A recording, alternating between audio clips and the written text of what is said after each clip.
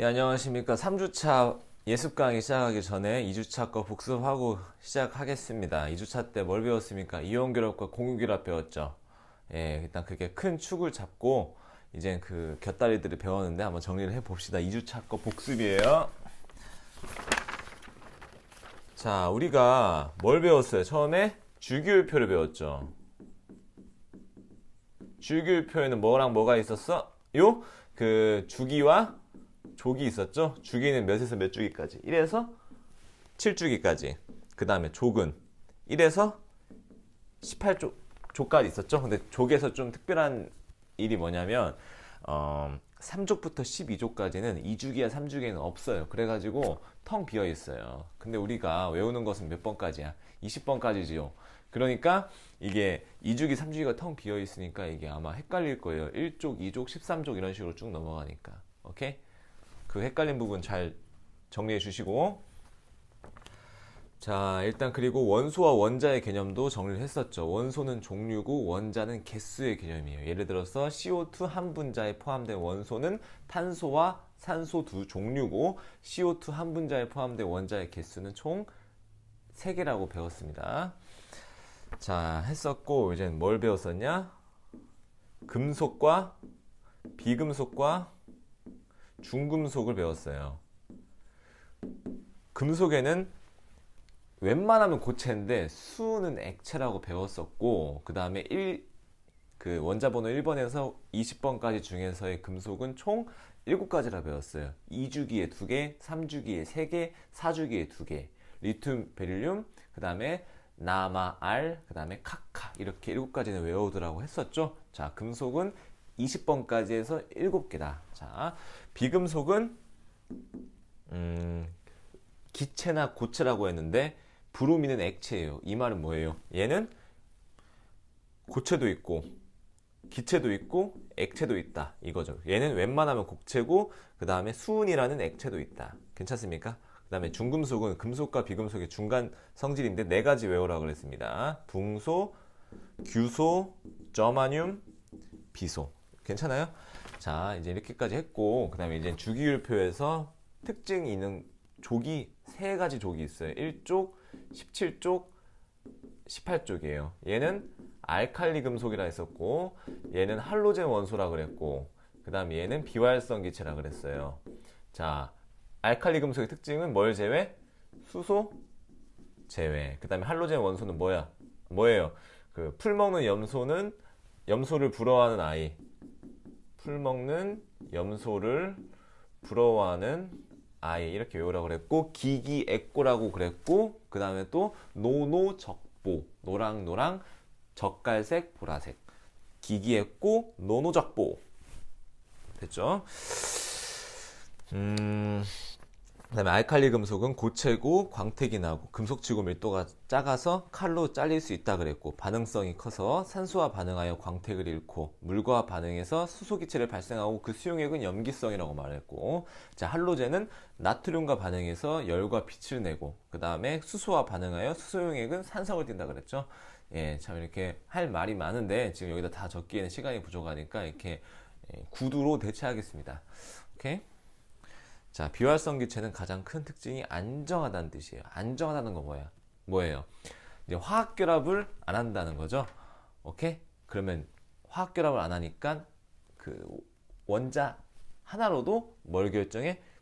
분자를 결정하죠. 그래서 1원자 분자를 뗀다고 했죠. 아, 지금 약간 반말하고 좀 존댓말이 섞여 나오는데 웬만하면 촬영할 때는 존댓말을 쓰겠습니다. 이게 또 부모님도 보실 수 있고 또 그러니까 또 이게 그게 있으니까, 예의가 있으니까.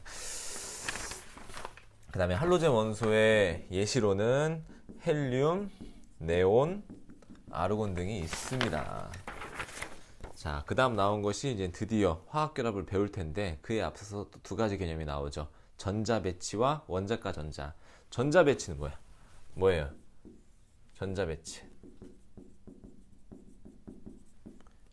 전자가 배치되는 거죠. 전자가 배치될 때는 뭐에 따라서? 에너지 준위에 따라서. 에너지 준위의 정의는 뭐였어요? 전자가 갖는 에너지 값이라고요. 그 다음에 이제 전자 껍질이라는 개념을 배웠는데, 전자 껍질은 에너지 준위의 궤도라는 정의를 가졌으나 우리가 알아야 될 것은 1주기면 전자 껍질 몇 개? 하나, 2주기면 전자껍질 2개, 3주기면 전자껍질 3개, 4주기면 전자껍질 4개 이런 식으로 가는데 그 특징을 2가지 배웠죠. 전자껍질은 불연속적이다. 이게 무슨 말이냐? 전자는 그 전자껍질 사이에 존재할 수 없고 전자껍질에 이렇게 불연속적으로 존재한다. 이게 첫 번째 성질이었고, 두 번째 전자껍질 간 이동이 가능하다는 뜻이었는데, 봐봐요.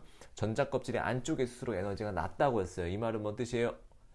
안쪽에 스스로 안정적이고 에너지가 낮다는 뜻은 에너지를 받으면 위로 올라갈 수 있다, 바깥쪽으로 갈 수 있다는 뜻이죠. 이게 두 번째 특징이었죠. 전자껍질은 전자껍질 간 이동이 가능하다. 알겠습니까? 안쪽부터 채워지고, 그 다음에 첫째 껍질에 최대 2개, 그 다음에 두 번째, 세 번째 껍질에 최대 8개까지 전자가 들어갈 수 있다고 말씀을 드렸죠. 자, 그 다음 원자과 전자라는 개념이 나오는데, 자, 이것은 최외곽 전자랑 구분을 해야 된다고 그랬어요. 최외곽 전자랑 원자과 전자는 같은 개념이에요. 어디까지? 17쪽까지는 같아요. 왜냐? 1쪽에서 하나, 2쪽에서 2개, 13쪽에서 3개, 14쪽에서 4개 이런 식으로 쭉쭉 가는데 18쪽에서 조심해야 된다고 그랬죠. 18쪽에서는 최외곽 전자수는 8개인데 원자과 전자수는 빵개라고 그랬어요. 왜? 원자과 전자의 약간 구체적인 정의가 화학결합에 참여할 수 있는 전자의 개수인데, 화학결합에 참여할 수 있는 전자의 개수는 18쪽에서는 0개죠. 왜? 너무 안정적이라서 화학결합을 안 하니까. 오케이? 자, 화학결합에 이제 2가지가 나옵니다. 화학결합에 2가지. 이온결합과 공유결합에 나오죠. 이온결합은 뭐랑 뭐예요? 금속 플러스 비금속이고, 공유결합은 비금속 플러스 비금속이죠. 예, 지금 택배 왔는데 좀 이따 받으면 되니까. 자, 비금속 플러스 비금속이죠. 자, 이온결합은 특징이 뭐예요?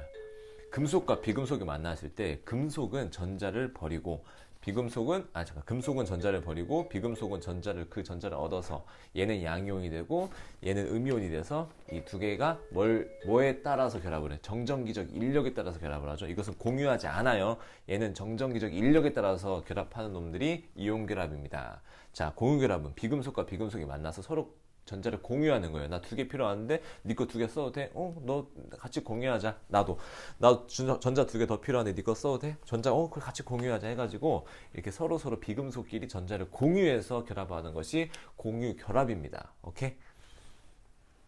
자, 이제 이온 결합 물질의 특징으로서는 정기적으로 중성이에요. 그러니까 나트륨 이온은 플러스 1가고 산소 이온이 마이너스 2가니까 나트륨 이온 2개와 산소 이온 1개가 모여야 정기적으로 중성이죠. 이 말은 뭘 의미해요? 정기적으로 중성이라는 것을 이용해서 이제 이온 결합 물질에 뭘 구할 수 있어요? 그 개수비를 추론할 수 있죠. 이제 산소 원자 하나와 나트륨 원자 2개가 결합해서 이온 결합 물질이 만들어진다, 이런 식으로. 왜? 정기적으로 중성이니까. 자, 여기까지 됐고, 이제 전기 전도성이라는 게 이온 결합 물질에서 되게 중요한데, 고체 상태에서는 전기 전도성이 없고 액체와 수용액 상태에서는 전기 전도성이 있다고 했어요. 근데 이게 왜냐? 이게 이온이 고체에서도 있는데 이게 너무 안정적으로 꽉 있으니까 이게 전기가 안 통하는 건데, 이제 액체나 수용액 상태가 되면 이온이 어떻게 돼요?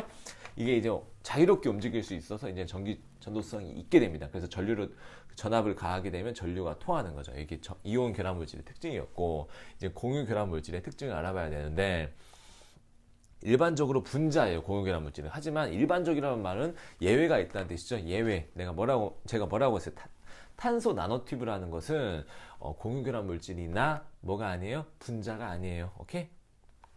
자, 그 다음에 대부분 전기 전도성이 없습니다, 공유 결합 물질은. 하지만 대부분이란 말은 또 예외가 있다는 뜻이죠. 바로 탄소로 이루어진 흑연. 흑연에서는 공유 결합 물질에도 불구하고 전기 전도성이 있죠. 제 말이 좀 빨라진 것 같은데, 자, 이제 공유 결합 물질에서 이제 그림을 그릴 수 있어야 되는데, 제가 2가지를 말씀드렸어요. 뭐 482, 282, 38 이런 것도 말씀드렸고, 이제는 2분의 뭐 최대 전자 마이너스 원자과 전자, 이런 약간 심화 개념도 말씀을 드렸는데, 이것을 뭐 꼭 필요하시면 습득을 흡수를 하셔서 이제 적용해 주셔도 좋을 것 같습니다. 예. 좀 길어진 것 같은데, 2주차의 복습 강의 이제 여기까지 마치고 이제 3주차 예습 강의로 넘어가겠습니다. 자, 이제 3주차 예습 강의가 시작될 텐데, 이번 수업은 일단 이거는 좀 알아두세요. 이제 다음 주부터는, 그러니까 이번 주가 아니라 다음 주부터는 이제 물리가 시작됩니다. 이번 주까지 배우는 것을 좀 행운으로 생각하세요. 하셨으면 좋겠어요. 왜냐면 다음 주부터 좀 어려울 거니까 예, 이번 주 3주차 예, 시작하겠습니다. 아직까지 행복한 겁니다. 아직. 자, 우리가 이번에 배울 것은 지각과 생명체의 구성 물질이에요.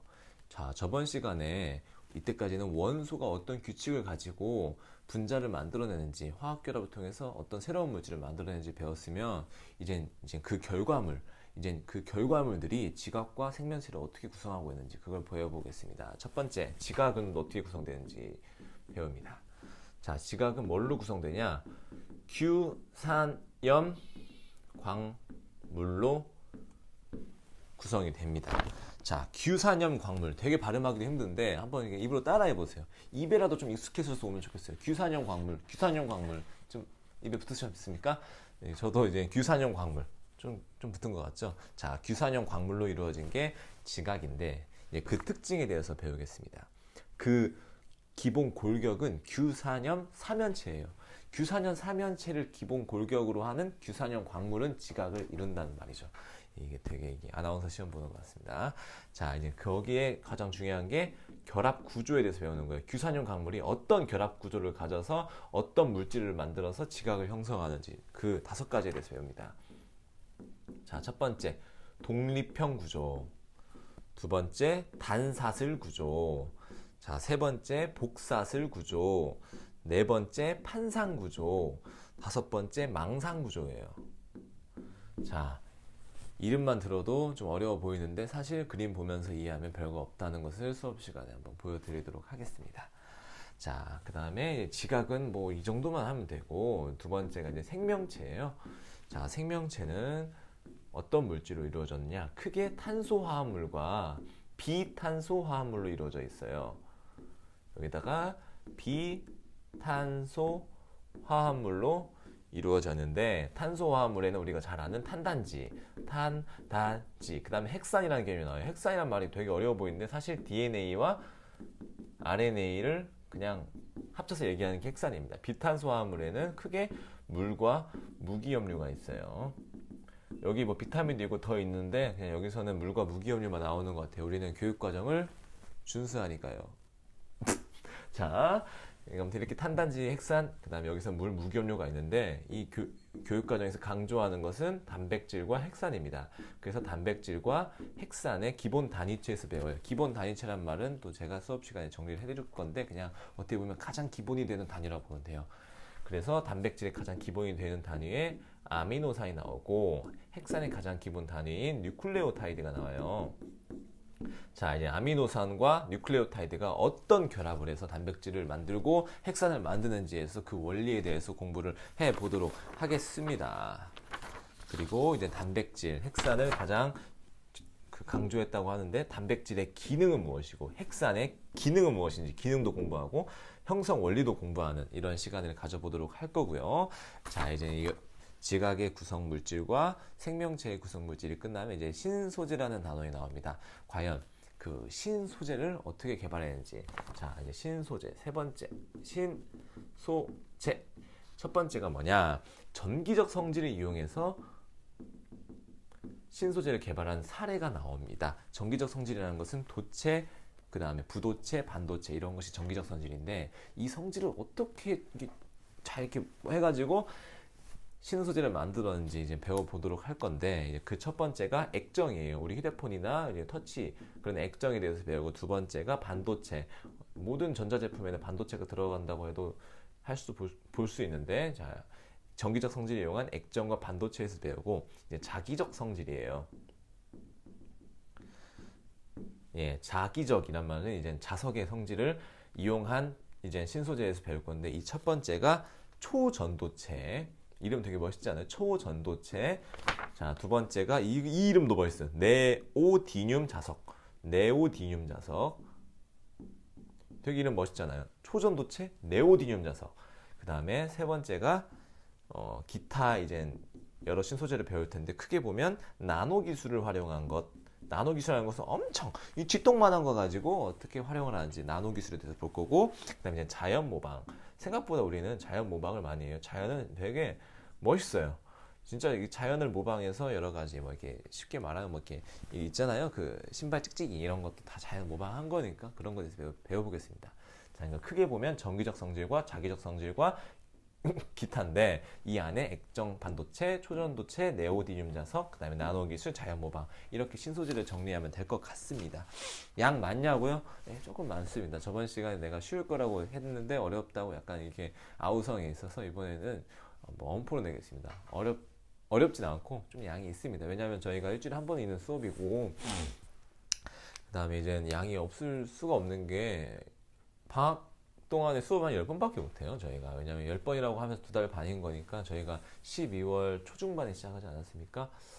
그렇게 해서 2월 말까지 하면 10번 정도 수업에서 2학기 절반까지 나가는 거니까 그렇게 막 많이 타이트하지 않아도 그래도 어느 정도 타이트 할 거예요. 그 다음에 이제 다음 주에도 이제 시험을 볼 텐데 좀 시험을 좀 신중하게 좀 공부 좀 해와서 봤으면 좋겠어요. 아니 8개 중에 토요일 반은 4.5개고 일요일 반은 4.75개가 평균인데 이번에는 한 6개 평균 6개 좀 맞춰봅시다.